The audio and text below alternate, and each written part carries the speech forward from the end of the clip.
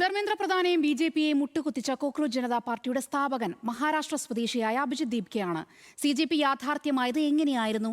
സമകാലിക ഇന്ത്യയിലെ ഏറ്റവും സ്ട്രൈക്ക് റേറ്റുള്ള സമരവിജയം സ്വന്തമാക്കിയ ജനകീയ പ്രക്ഷോഭമായി മാറിയത് എങ്ങനെ? ഈ മുന്നേറ്റത്തിന് പിന്നിലെ മറ്റു ബുദ്ധികേന്ദ്രങ്ങൾ ആരെല്ലാമാണ്? ഒരു റിപ്പോർട്ട് കാണാം.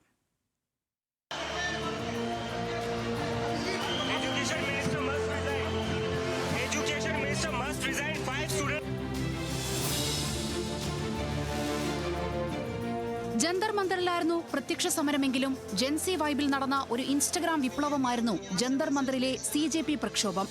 സി.ജെ.പി കോക്രോച്ച് ജനതാ പാർട്ടി ഉച്ചാരണത്തിൽ ബി.ജെ.പിയുടെ സാമ്യം തോന്നുന്ന, എന്നാൽ ബി.ജെ.പി ഉൾക്കൊള്ളുന്നതും പ്രതിനിധീകരിക്കുന്നതുമായ ആശയങ്ങൾക്ക് നേരെ എതിർദിശയിൽ നിൽക്കുന്ന ഒരു സ്പൂഫ് പാർട്ടി എന്നു തന്നെയല്ല, ഒരു ഓൺലൈൻ ഗ്രൂപ്പ് എന്ന മട്ടിലായിരുന്നു തുടക്കം. രാജ്യത്തിന്റെ സമര ചരിത്രത്തിൽ ഇടം നേടിയ സി.ജെ.പി അഭിജിത് ദീപ്കെ എന്ന ഒരു ചെറുപ്പക്കാരന്റെ ചിന്തയിലാണ് ആദ്യം തുടങ്ങിയത്. മഹാരാഷ്ട്രയിലെ ഛത്രപതി സംഭാജി നഗർ സ്വദേശിയാണ് അഭിജിത് ദീപ്കെ. പൂനെയിൽ നിന്ന് ജേർണലിസത്തിൽ ബിരുദം നേടിയ ശേഷം ഉപരിപഠനത്തിനായി അമേരിക്കയിലെ ബോസ്റ്റൺ സർവകലാശാലയിൽ നിന്ന് പബ്ലിക് റിലേഷൻസിൽ മാസ്റ്റേഴ്സ് ബിരുദം നേടി. അടിസ്ഥാനപരമായി ഒരു പൊളിറ്റിക്കൽ ഡിജിറ്റൽ കമ്മ്യൂണിക്കേഷൻ സ്ട്രാറ്റജിസ്റ്റാണ് അഭിജിത്ത്. രാഷ്ട്രീയ അഭിപ്രായങ്ങൾ രൂപപ്പെടുത്താൻ സാമൂഹിക മാധ്യമ പ്ലാറ്റ്ഫോമുകളെ ഉപയോഗപ്പെടുത്തുന്നതിലാണ് ദീപ്കെയുടെ വൈദഗ്ധ്യം. സുപ്രീം കോടതി ചീഫ് ജസ്റ്റിസ് സൂര്യകാന്ത് നടത്തിയ വിവാദ പരാമർശത്തിൽ നിന്നാണ് സി.ജെ.പി എന്ന പരിഹാസ പ്രസ്ഥാനത്തിന്റെ തുടക്കം. വ്യാജ ബിരുദങ്ങളുമായി നിയമഭരണ മാധ്യമ തലങ്ങളിലടക്കം കടന്നുകൂടി രാജ്യത്തിന്റെ സംവിധാനത്തെ അകമേ തകർക്കുന്ന ശല്യങ്ങൾ എന്ന അർത്ഥത്തിലാണ് അദ്ദേഹം പാറ്റകൾ എന്ന് പ്രയോഗിച്ചത്. എന്നാൽ അഭിജിത് ദീപ്കെ തുടങ്ങിവെച്ച മേൻ ഭി കോക്രോച്ച്, ഞാനും പാറ്റയാണ് എന്ന മുദ്രാവാക്യം രാജ്യത്തെ യുവാക്കൾക്കിടയിൽ ഇടിമിന്നൽ പോലെ തരംഗമായി. സിസ്റ്റത്തോട് അതൃപ്തിയുള്ള ചെറുപ്പക്കാരുടെ കൂട്ടായ്മയായി ഇൻസ്റ്റഗ്രാമിൽ സി.ജെ.പി സംഘടിക്കപ്പെട്ടു.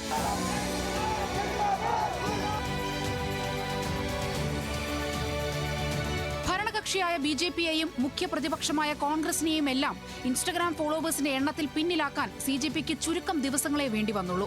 ഇന്ത്യൻ രാഷ്ട്രീയ സാഹചര്യത്തിൽ അഭിജിത് ദീപ്കെയുടെ ഡിജിറ്റൽ സ്ട്രാറ്റജി വൈദഗ്ധ്യം പൊടുന്നനെ പ്രയോഗിക്കപ്പെട്ടതല്ല. 3 കൊല്ലം മുൻപ് വരെ ആം ആദ്മി പാർട്ടിയുടെ ഡിജിറ്റൽ ക്യാമ്പയിൻ സ്ട്രാറ്റജി ടീമിലെ പ്രധാനിയായിരുന്നു അദ്ദേഹം. പരിഹാസ കൂട്ടായ്മ എന്നതിനപ്പുറം കുറികൊള്ളുന്ന രാഷ്ട്രീയ വിമർശന മീമുകളിലൂടെ സി.ജെ.പി ഇന്ത്യൻ യുവാക്കളുടെ ഭരണകൂടത്തോടുള്ള അസംതൃപ്തിയെ പ്രതിഫലിപ്പിക്കുന്ന ഇൻസ്റ്റഗ്രാം മുന്നേറ്റമായി മാറി. ജൂൺ 1 അമേരിക്കയിൽ ഇരുന്നു കൊണ്ടുള്ള ഏകോപനം അവസാനിപ്പിച്ച് രാജ്യത്ത് തിരിച്ചെത്താൻ അഭിജിത്ത് തീരുമാനിച്ചു. ഉടൻ രാജ്യത്ത് തിരികെ എത്തുകയും ജന്തർ മന്ദറിൽ സമാധാനപരമായ പ്രതിഷേധം സംഘടിപ്പിക്കുമെന്നും പ്രഖ്യാപിച്ചു.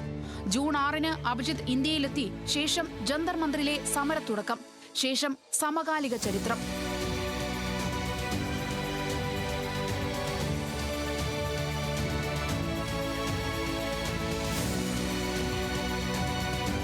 ഈ പ്രക്ഷോഭത്തിൽ അഭിജിത് ദീപ്കെ ഒരൊറ്റയാൾ പട്ടാളമായിരുന്നില്ല. ഇന്ത്യൻ യുവാക്കളുടെ നിരാശ കൂട്ടായി പ്രതിധ്വനിച്ച് രോഷത്തിന്റെ കൊടുങ്കാറ്റാകാൻ അയാൾ ഒരു കാരണമായെന്നേ ഉള്ളൂ.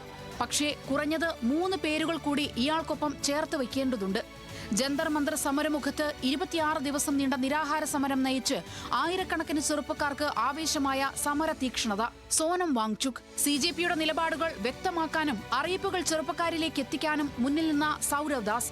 സമരക്കാരുമായുള്ള കൂടിക്കാഴ്ചകളിൽ സി.ജെ.പിയെ പ്രതിനിധീകരിച്ച് സമരാവശ്യങ്ങൾക്ക് വേണ്ടി നിരന്തരം വാദിച്ച അശുതോഷ് റാങ്ക. ഒരാൾ കൂടി. കഴിഞ്ഞ ദിവസം നടന്ന പോലീസ് നടപടിയിൽ ഗുരുതര നിലയിൽ ഇപ്പോഴും ഡൽഹി റാം മനോഹർ ലോഹിയ ആശുപത്രിയിൽ കഴിയുന്ന സാക്ഷി. സമരമുഖത്ത് പോലീസ് ക്രൂരതയ്ക്ക് ഇരയായ ഓരോ ചെറുപ്പക്കാരുടെയും പ്രതിനിധിയുടെയും പ്രതീകവുമായി മാറിയ ആ 21-കാരി. ഈ മുന്നേറ്റത്തിന്റെ ഭാവി എന്തുമാകട്ടെ, രാജ്യത്തെ കോടിക്കണക്കിന് ചെറുപ്പക്കാർക്ക് കൃത്യമായ രാഷ്ട്രീയമുണ്ടെന്നും അവരുടെ കൂട്ടായ ഇച്ഛാശക്തിക്ക് ഭരണകൂടത്തെ തിരുത്താനാകുമെന്നും ഇന്ന് സി.ജെ.പി തെളിയിച്ചിരിക്കുന്നു. News desk, news Malayalam.